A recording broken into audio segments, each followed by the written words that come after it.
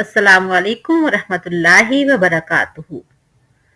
आज हम शाबान की 15वीं शब और अल्लाह की अनायात, अल्लाह के रहमो करम, अल्लाह की नजरे करम, इन सब के बारे में अपने प्यारे पैगंबर सल्लल्लाहु अलैहि वालैहि वसल्लम की हदीस मुबारका की रोशनी में देखते हैं।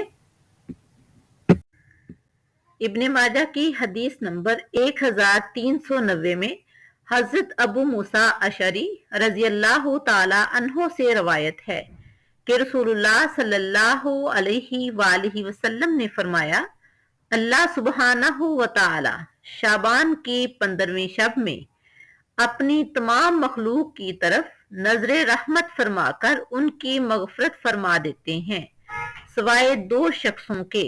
और वो दो शख्स कौन से हैं? नंबर 1 शिरक करने वाला और नंबर 2 कीना परवर। अल्लाह ताला से दुआ है कि अल्लाह ताला हमें शिरक जैसी बीमारी से बचाए और कीना परवरी से बचाए और अपने नेक और सच्चे इंसान बनाए, अपनी इबादत के अलावा किसी के आगे झुकने की ना तौफीक अता फरमाए। आमीन। अल्लाह हाफिज।